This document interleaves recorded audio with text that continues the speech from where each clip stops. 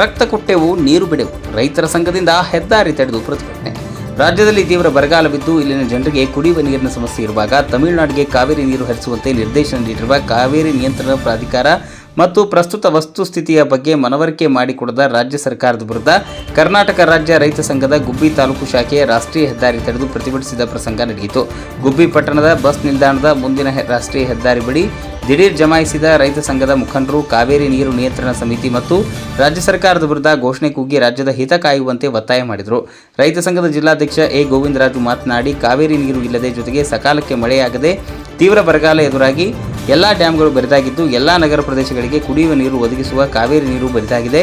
ಇಂತಹ ದುಸ್ಥಿತಿಯಲ್ಲಿ ನೆರೆ ರಾಜ್ಯ ತಮಿಳುನಾಡಿಗೆ ನೀರು ಬಿಡುವುದು ಹೇಗೆ ಸಾಧ್ಯ? ಮಾನವೀಯತೆ ಮರೆತು ನೀರು ಹರಿಸಲು ಆದೇಶ ಮಾಡಿರುವ ಪ್ರಾಧಿಕಾರ ಕೂಡಲೇ ರೈತರ ಪರಿಸ್ಥಿತಿಯನ್ನು ಅವಲೋಕಿಸುವುದನ್ನು ಬಿಟ್ಟು ನಿದರ್ಶನ ನೀಡುವುದು ಎಷ್ಟು ಮಟ್ಟಿಗೆ ಸರಿ? ಜೊತೆಗೆ ರಾಜ್ಯ ಸರ್ಕಾರ ಬರಗಾಲದ ಪರಿಸ್ಥಿತಿಯಲ್ಲಿ ನೆರೆ ರಾಜ್ಯಕ್ಕೆ ಮನವರಿಕೆ ಮಾಡಿಕೊಡುವಲ್ಲಿ ವಿಫಲವಾಗಿದೆ ಎಂದು ಕಿಡಿಕಾರಿದರು.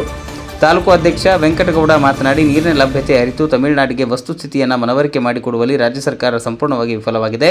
ಇನ್ನು ಬರಗಾಲ ಎದುರಿಸುವಾಗ ಕಾವೇರಿ ನಿಯಂತ್ರಣ ಮಂಡಳಿ ಪ್ರಾಧಿಕಾರಕ್ಕೆ ದಿನಕ್ಕೆ 3500 ಕ್ಯೂಸೆಕ್ ನೀರು ಹರಿಸುವಂತೆ ನಿರ್ದೇಶನ ನೀಡಿರುವುದು ಸರಿಯಲ್ಲ. ಜೊತೆಗೆ ಒಂದು ವೇಳೆ ಸರ್ಕಾರ ಒತ್ತಾಯಕ್ಕೆ ಮಣಿದು ಕಾವೇರಿ ನೀರು ಇಲ್ಲದಿರುವಾಗ ಬೇರೆ ಡ್ಯಾಂಗಳಿಂದ ನೀರು ಹರಿಬಿಡುವ ದುಸ್ಸಾಹಸಕ್ಕೆ ಮುಂದಾದಲ್ಲಿ ರಾಜ್ಯಾದ್ಯಂತ ರೈತ ಸಂಘಟನೆಗಳು ಬೃಹತ್ ಹೋರಾಟ ನಡೆಸಲಿದೆ ಎಂದು ಎಚ್ಚರಿಕೆ ನೀಡಿದರು. ರೈತರ ಅಹವಾಲು ಸ್ವೀಕರಿಸಲು ಪ್ರತಿಭಟನಾ ಸ್ಥಳಕ್ಕೆ ಭೇಟಿ ನೀಡಿದ ಗುಬ್ಬಿ ತಹಶೀಲ್ದಾರ್ ಅವರಿಗೆ ಪ್ರತಿಭಟನಾ ನಿರತ ರೈತ ಸಂಘ ಮನವಿಯನ್ನು ಸಲ್ಲಿಸಿದರು. ಮನವಿ ಸ್ವೀಕರಿಸಿ ಮಾತನಾಡಿದ ತಹಶೀಲ್ದಾರ್, ಈಗಾಗಲೇ ರಾಜ್ಯದಲ್ಲಿ ಬರಗಾಲ ತೀವ್ರಗೊಂಡ ಹಿನ್ನೆಲೆ ಸರ್ಕಾರದ ಸೂಕ್ತ ನಿರ್ದೇಶನ ನೀಡಿದ್ದು ಜನ ಜಾನುವಾರುಗಳಿಗೆ ಕುಡಿಯುವ ನೀರಿನ ಸಮಸ್ಯೆ ಸೇರಿದಂತೆ ಯಾವುದೇ ಸಮಸ್ಯೆಗಳು ಎದುರಾಗದಂತೆ ತಾಲೂಕು ಆಡಳಿತ ಕಟ್ಟುನಿಟ್ಟಿನಲ್ಲಿ ಕ್ರಮ ಕೈಗೊಂಡಿದೆ. ಇದೇ ಸಂದರ್ಭದಲ್ಲಿ ತಾಲೂಕು ಪ್ರಧಾನ ಕಾರ್ಯದರ್ಶಿ ಲೋಕೇಶ್, ಮುಖಂಡರಾದ ಕುಮಾರ್, ಮಂಜುನಾಥ್, ಗುರು, ಚನ್ನಬಸಪ್ಪ, ದೇವೇಗೌಡ, ಬಸವರಾಜು, ಮಹದೇವಯ್ಯ, ವರ್ತಕರ ಸಂಘದ ದಯಾನಂದ್, ಮಾಜಿ ಸೈನಿಕರ ಸಂಘದ ವಿವೇಕಾನಂದ್ ಸೇರಿದಂತೆ ನೂರಾರು ಮಂದಿ ರೈತರು ಸ್ಥಳದಲ್ಲಿದ್ದರು.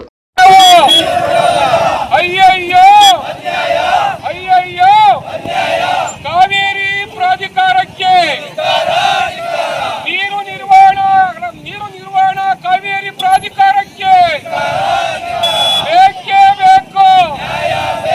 ತಮಿಳುನಾಡು ಸರ್ಕಾರಕ್ಕೆ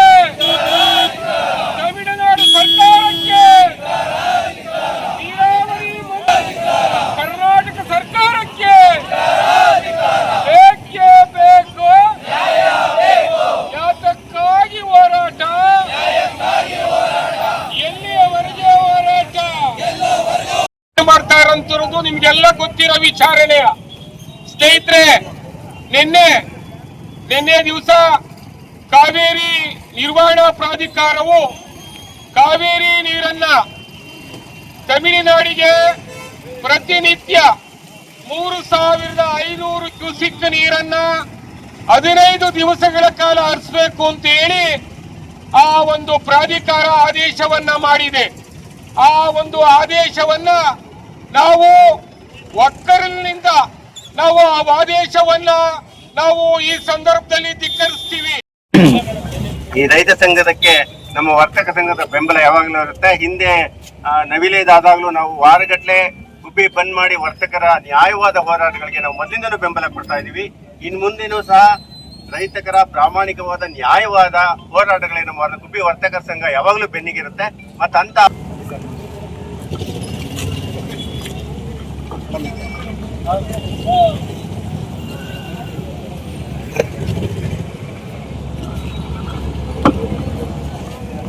ಎಲ್ಲರಿಗೂ ನಮಸ್ಕಾರ. ಕರ್ನಾಟಕ ರಾಜ್ಯ ರೈತ ಸಂಘದ ವತಿಯಿಂದ ಈ ದಿನ ಗುಬ್ಬಿ ತಾಲೂಕಿನಲ್ಲಿ ಎಲ್ಲರೂ ಸೇರಿ ಈ ದಿನ ರಾಜ್ಯದಲ್ಲಿ ತೀವ್ರ ಬರಗಾಲ ಇರೋದ್ರಿಂದ ಕಾವೇರಿ ನೀರನ್ನ ತಮಿಳುನಾಡು ರಾಜ್ಯಕ್ಕೆ ನಮ್ಮ ರೈತರ ಹಿತದಿಂದ ಬಿಡಬಾರದು, ಇದರಲ್ಲಿ ನಮ್ಮ ರಾಜ್ಯ ಸರ್ಕಾರ ಸೂಕ್ತ ಕ್ರಮ ವಹಿಸಬೇಕು ಅನ್ನೋದ್ರ ದೃಷ್ಟಿಯಿಂದ ಈ ದಿನ ಎಲ್ಲರೂ ಹಮ್ಮಿಕೊಂಡು ಈ ಮೆಮೊರಂಡಮ್ನ ಕೊಟ್ಟಿದ್ದೀರಾ.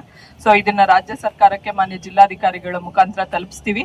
ಹಾಗೆ ಬರಗಾಲದ ಬಗ್ಗೆ ಈಗಾಗಲೇ ಸರ್ ಹೇಳಿದ್ರು, ಈಗಾಗಲೇ ನಮಗೆ ಸರ್ಕಾರದ ವತಿಯಿಂದ ಬರಗಾಲ ಇರೋ ನಿಟ್ಟಿನಲ್ಲಿ ಏನೇನು ಕ್ರಮ ತಗೊಬೇಕು ರೈತರ ಹಿತದೃಷ್ಟಿಯಿಂದ, ಮತ್ತೆ ಜಾನುವಾರುಗಳಿಗೆ ಕುಡಿಯೋ ನೀರು ಸಮಸ್ಯೆ ಯಾವುದೇ ಕಾರಣಕ್ಕೂ ಆಗಬಾರದು ಅನ್ನೋದ್ರ ಬಗ್ಗೆ ಕಟ್ಟುನಿಟ್ಟಿನ ಸೂಚನೆಗಳನ್ನ ನೀಡಿರುತ್ತೆ. ಸೊ ಅದರ ಬಗ್ಗೆ ನಾವು ತಾಲೂಕು ಆಡಳಿತ, ನಮಗೆ ಜಿಲ್ಲಾಡಳಿತದಿಂದ ಏನ್ ನಿರ್ದೇಶನ ಬಂದಿದೆ ಕ್ರಮ ವಹಿಸಿ ಯಾವುದೇ ಸಮಸ್ಯೆ ಆಗ್ದಿರಾ ಕ್ರಮ ವಹಿಸ್ತೀವಂತ ಈ ಮೂಲಕ ತಿಳಿಸ್ತೀನಿ. Thank you. ಎಲ್ಲರಿಗೂ ಧನ್ಯವಾದ.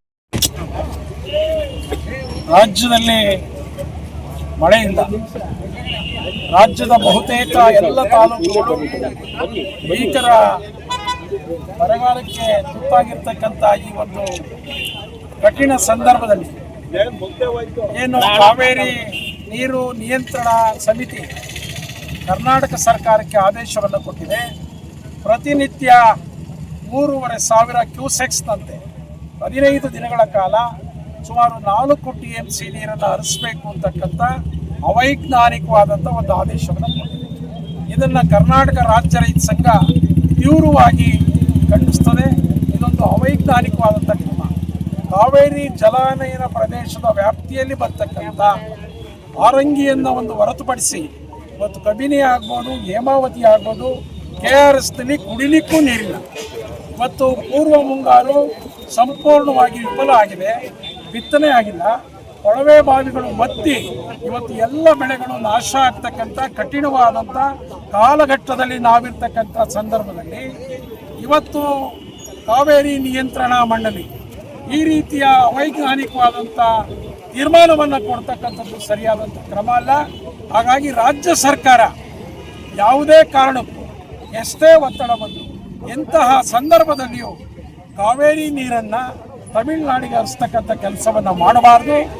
ಏನು ಟ್ರಿಬ್ಯುನಲನ್ನು ಕರೆದು ನಾವು ಕ್ಯಾಬಿನೆಟನ್ನು ಕರೆದು ಈ ತೀರ್ಮಾನವನ್ನು ಕಟುವಾಗಿ ಮಾಡಬೇಕು, ನೀರನ್ನು ಬಿಡಬಾರ್ದು ಅಂತಕ್ಕಂಥ ಒಂದು ಒತ್ತಾಯವನ್ನು ಮಾಡ್ತಾ ಈ ಹಿಂದೆ ಕಾವೇರಿ ನ್ಯಾಯಾಧಿಕರಣದಲ್ಲಿ ತೀರ್ಮಾನ ಆದಂಥ ಸಂದರ್ಭದಲ್ಲಿ ಇಂತಹ ಕಾಲಘಟ್ಟ ಬಂದರೆ ಏನು ಮಾಡಬೇಕು ಅಂತಕ್ಕಂಥ ಸಂಕಷ್ಟ ಸೂತ್ರವನ್ನು ಕಾವೇರಿ ನ್ಯಾಯಾಧಿಕರಣದ ತೀರ್ಪಿನಲ್ಲಿ ಹೇಳಿಲ್ಲ.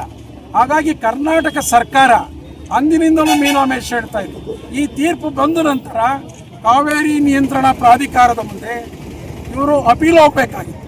ಇಲ್ಲ, ಈ ದೇಶದ ಸುಪ್ರೀಂ ಕೋರ್ಟ್ ಮುಂದೆ ಅಪೀಲ್ ಹಾಕಿ ಇಂಥ ಸಂಕಷ್ಟದ ಸಂದರ್ಭ ಬಂದಾಗ ನಾವು ಏನು ಮಾಡಬೇಕು ಅಂತಕ್ಕಂಥ ವಿಚಾರಕ್ಕೆ ಸಂಬಂಧಪಟ್ಟಂಗೆ ಸುಪ್ರೀಂ ಕೋರ್ಟು ತೀರ್ಪನ್ನು ಕೊಡಬೇಕು ಅಂತ ಕೇಳಬೇಕಾಗಿತ್ತು.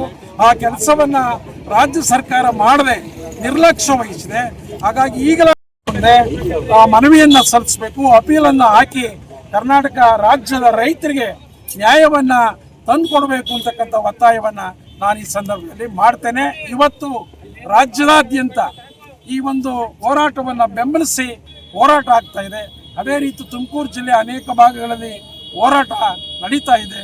ನಾವು ಮತ್ತೆ ಸರ್ಕಾರಕ್ಕೆ ಮನವಿ ಮಾಡ್ತೇವೆ, ಯಾವ ಕಾರಣಕ್ಕೂ ನೀವು ಕಾವೇರಿ ನೀರನ್ನು ತಮಿಳುನಾಡಿಗೆ ಹರಿಸಬಾರ್ದು ಅಂತಕ್ಕಂಥ ಒತ್ತಾಯವನ್ನು ಈ ಸಂದರ್ಭದಲ್ಲಿ ಮಾಡ್ತೇವೆ. ಈಗಾಗಲೇ ರಾಜ್ಯ ಸರ್ಕಾರ ತುಮಕೂರು ಜಿಲ್ಲೆಯ ಜನಕ್ಕೆ ಅಪಾಯವನ್ನು ತಂದೊಡ್ಡಿದೆ.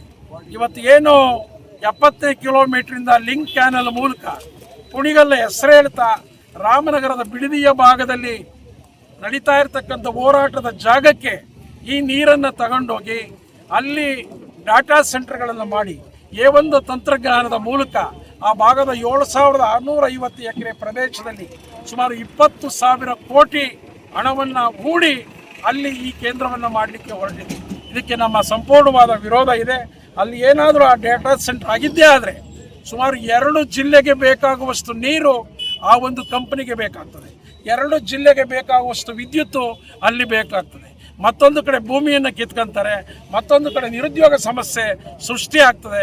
ಹಾಗಾಗಿ ರಾಜ್ಯ ಸರ್ಕಾರ ಅದನ್ನು ಕೈ ಬಿಡಬೇಕು. ಯಾವುದೇ ಕಾರಣಕ್ಕೂ ಲಿಂಕ್ ಕ್ಯಾನನ್ನು ಮಾಡಬಾರ್ದು. ಈ ಕಾವೇರಿ ಕೊಳ್ಳದ ರೈತರನ್ನ ಉಳಿಸಬೇಕು.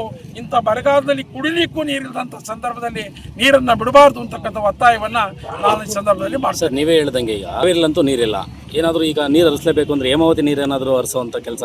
ಕಾವೇರಿ ಕೊಳ್ಳ ಅಂದರೆ ಹೇಮಾವತಿ, ಆರಂಗಿ, ಕಬಿನಿ, KRS ಎಲ್ಲವೂ ಸೇರಿ ಕಾವೇರಿ ನದಿ ಪ್ರಾಧಿಕಾರದ ವ್ಯಾಪ್ತಿಗೆ ಬರ್ತವೆ.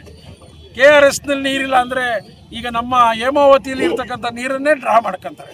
ಹಾಗಾಗಿ ಯಾರೋ KRSಯಿಂದ ನೀರು ಹರಿಸ್ತಾರೆ ಅಂತಕ್ಕಂಥ ಒಂದು ಉದಾಸೀನತೆಯಿಂದ ನಾವು ಯಾರು ಇರೋದು ಬೇಡ.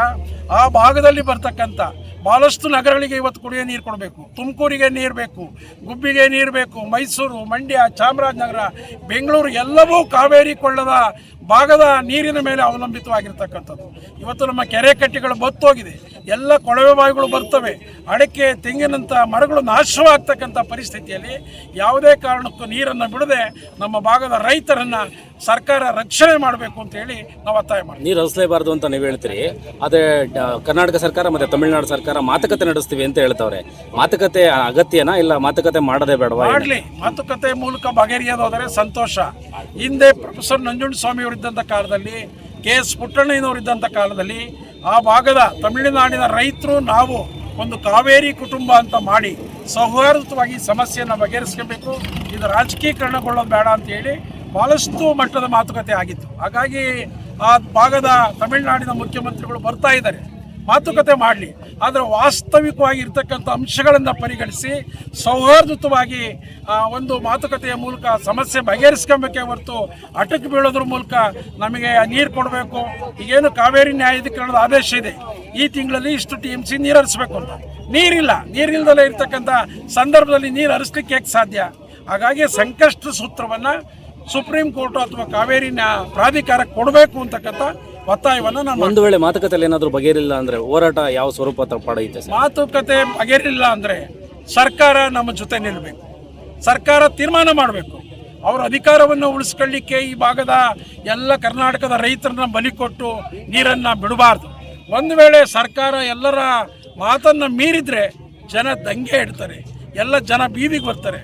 ಹಾಗಾಗಿ ಆ ಪರಿಸ್ಥಿತಿ ನಿರ್ಮಾಣ ಆಗೋದು ಬೇಡ ಅಂತಕ್ಕಂಥದ್ದನ್ನ ಸರ್ಕಾರ ನಿಮ್ಮ ಜೊತೆ ಇರುತ್ತಾ? ನಂಬಿಕೆ ಇದೆಯಾ ಸರ್? ನಂಬಿಕೆ ಇದೆ ಸರ್, ಸರ್ಕಾರ ನಿಮ್ಮ ಜೊತೆ ಇರುತ್ತಾ? ಈಗ ಸರ್ಕಾರ ನಮ್ಮ ಜೊತೆ ಇರ್ತದೋ ಇಲ್ವೋ ಅಂತಕ್ಕಂಥದ್ದನ್ನ ಕಾದು ನೋಡಬೇಕು.